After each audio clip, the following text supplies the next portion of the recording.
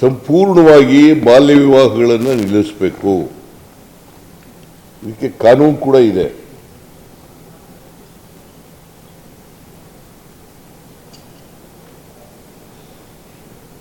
ಬಾಲ್ಯ ವಿವಾಹಗಳು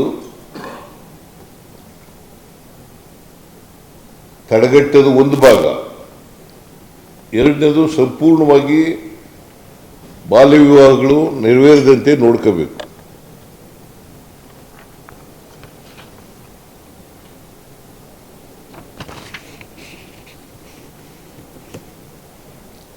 ಆಮೇಲೆ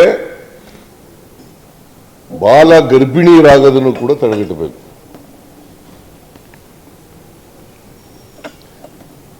ಯಾಕಂತಂದ್ರೆ ವಿಲೇಜ್ ಅಕೌಂಟೆಂಟು, PDOಗಳು, ರೆವಿನ್ಯೂ ಇನ್ಸ್ಪೆಕ್ಟರ್ಗಳು ಅವರು ಗ್ರಾಮ ಮಟ್ಟದಲ್ಲಿ, ಪಂಚಾಯತಿ ಮಟ್ಟಗಳಲ್ಲಿ ಕೆಲಸ ಮಾಡ್ತಾರೆ. ಅವ್ರಿಗೆ ಗೊತ್ತಿರ್ತದೆ. ನಗರ ಪಾಲಿಕೆಗಳಲ್ಲೂ, ಮುನ್ಸಿಪಲ್ ಪ್ರದೇಶಗಳಲ್ಲೂ ಕೂಡ ಅಧಿಕಾರಿಗಳಿರ್ತಾರೆ ಕೆಳ ಹಂತದಲ್ಲಿ, ಅವ್ರಿಗೂ ಕೂಡ ಗೊತ್ತಿರ್ತದೆ.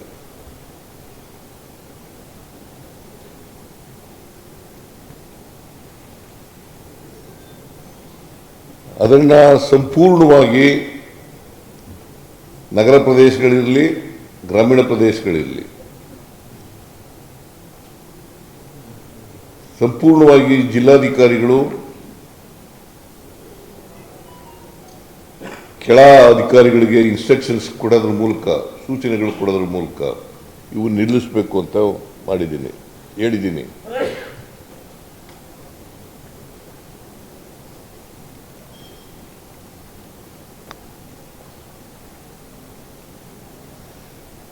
ಆಮೇಲೆ ಜಿಲ್ಲಾ ಕಾರ್ಯದರ್ಶಿಗಳಿದ್ದಾರಲ್ಲ, ಜಿಲ್ಲಾ ಉಸ್ತುವಾರಿ ಕಾರ್ಯದರ್ಶಿಗಳು, ಅವರು ಮತ್ತು ಜಿಲ್ಲಾಧಿಕಾರಿಗಳು, CEOಗಳು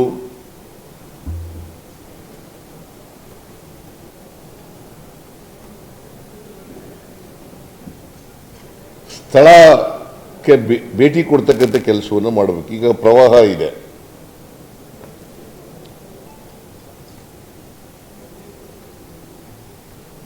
ಮಳೆ ಜಾಸ್ತಿ ಇರ್ತದೆ, ಮಾನವ ಹಾನಿ ಆಗ್ತದೆ, ಜಾನುವಾರುಗಳ ಹಾನಿ ಆಗುತ್ತೆ, ಮನೆಗಳು ಬಿದ್ದು ಹೋಗ್ತವೆ. ಕೂಡಲೇ ಸ್ಥಳಕ್ಕೆ ಹೋಗ್ತಕ್ಕಂಥ ಕೆಲಸವನ್ನು ಮಾಡಬೇಕು.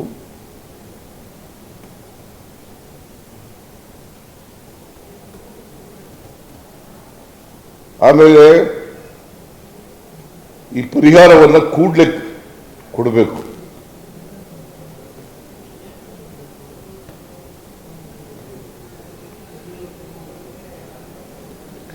ಮತ್ತೆ ಜಿಲ್ಲಾ ಉಸ್ತುವಾರಿ ಕಾರ್ಯದರ್ಶಿಗಳು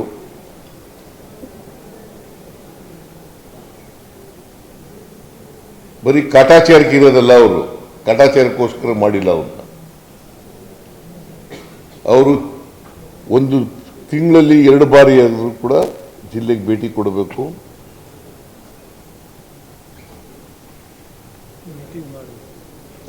ಶಾಲೆಗಳಿಗೆ, ಆಸ್ಪತ್ರೆಗಳಿಗೆ, ಹಾಸ್ಟೆಲ್ಗಳಿಗೆ, ಅಂಗನವಾಡಿಗಳಿಗೆ ಭೇಟಿ ಕೊಡಬೇಕು. ಜೊತೆಗೆ ಸರ್ಪ್ರೈಸ್ ವಿಸಿಟ್ ಮಾಡಬೇಕು.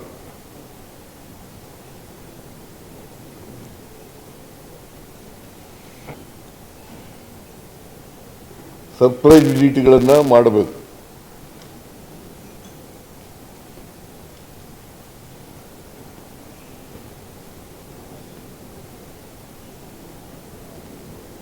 ಜಿಲ್ಲಾಧಿಕಾರಿಗಳು ಮಾಡಬೇಕು,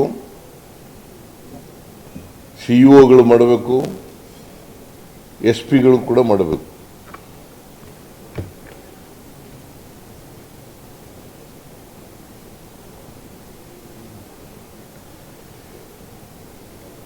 ಶಾಲೆಗಳಲ್ಲಿ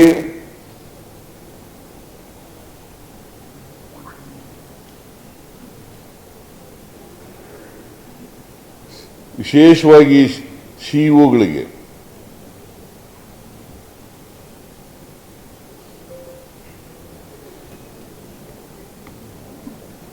3ನೇ ತರಗತಿಯಿಂದ 9ನೇ ತರಗತಿಯವರೆಗೆ ಪರೀಕ್ಷೆ ಇರೋದಿಲ್ಲ, ಪಬ್ಲಿಕ್ ಪರೀಕ್ಷೆ ಇರೋದಿಲ್ಲ. ಅದಕ್ಕೆ SSLCನಲ್ಲಿ PUCನಲ್ಲಿ ಅನುತ್ತೀರ್ಣ ಆಗೋರು ಅಂದರೆ ಫೇಲ್ ಆಗೋರು ಜಾಸ್ತಿ ಜನ ಇರ್ತಾರೆ. ಈಗ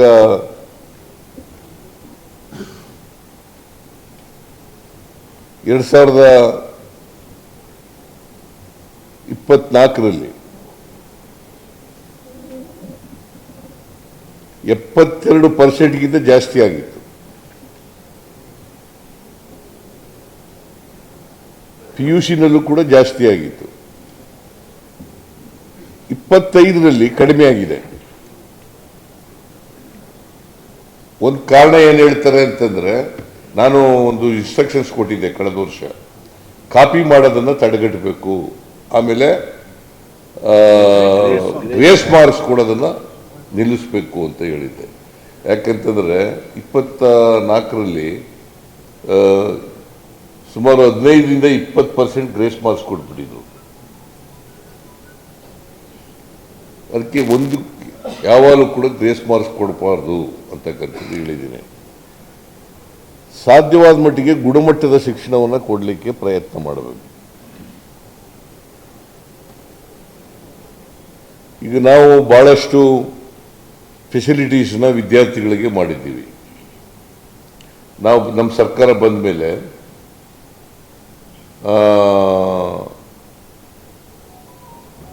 ಒಂದು ದಿನ ಮೊಟ್ಟೆ ಕೊಡ್ತಾ ಇತ್ತು ವಾರದಲ್ಲಿ, ಅದನ್ನು 2 ದಿನ ಮಾಡಿದ್ದೆ. ಈಗ ಅಜೀಂ ಜಿ ಪ್ರೇಮ್ಜಿ ಅವರು ಅವರ ಫೌಂಡೇಶನ್ನಿಂದ ಉಳಿದ 4 ದಿನ ಮೊಟ್ಟೆ ಕೊಡ್ತೀವಿ ಅಂತ ಹೇಳಿದ್ದಾರೆ. ಸುಮಾರು 1,500 ಕೋಟಿ ರೂಪಾಯಿಗಳನ್ನು ಖರ್ಚು ಮಾಡ್ತಾ ಇದ್ದಾರೆ. ಸೊ 6 ದಿನ ಮೊಟ್ಟೆ ಕೊಡ್ತಾ ಇದ್ದೀವಿ. ಈಗ ಹಾಲು ಕೊಡ್ತಾ ಇದ್ದೀವಿ, ಸಮವಸ್ತ್ರ ಕೊಡ್ತಾ ಇದ್ದೀವಿ, ಟೆಕ್ಸ್ಟ್ ಬುಕ್ಗಳು ಕೊಡ್ತಾ ಇದ್ದೀವಿ, ಹಾಸ್ಟೆಲ್ ಫೆಸಿಲಿಟೀಸ್ಗಳು ಮಾಡಿಕೊಂಡಿದ್ದೀವಿ.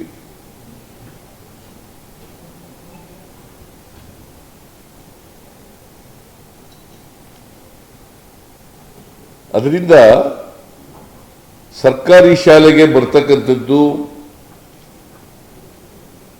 ಸಂಖ್ಯೆ ಕಡಿಮೆ ಆಗ್ತಾ ಇದೆ. ಸುಮಾರು 1ರಿಂದ 1.5 ಲಕ್ಷ ವಿದ್ಯಾರ್ಥಿಗಳು ಕಡಿಮೆ ಆಗ್ತಾ ಇದ್ದಾರೆ. ಅದನ್ನು ತಡೆಗಟ್ಟತಕ್ಕಂಥ ಕೆಲಸವನ್ನು ಮಾಡಬೇಕು ಅಂತ ಹೇಳಿದ್ದೀನಿ. ಅದಕ್ಕೆ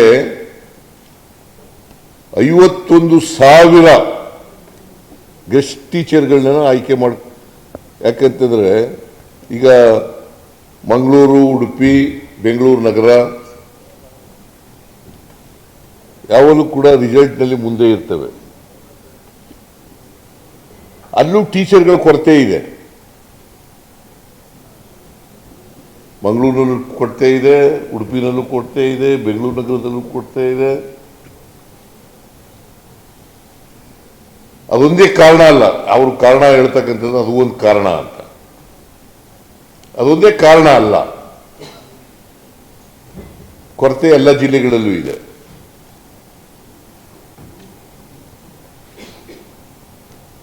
ವಿಶೇಷವಾಗಿ ಹೈದರಾಬಾದ್, ಕರ್ನಾಟಕ,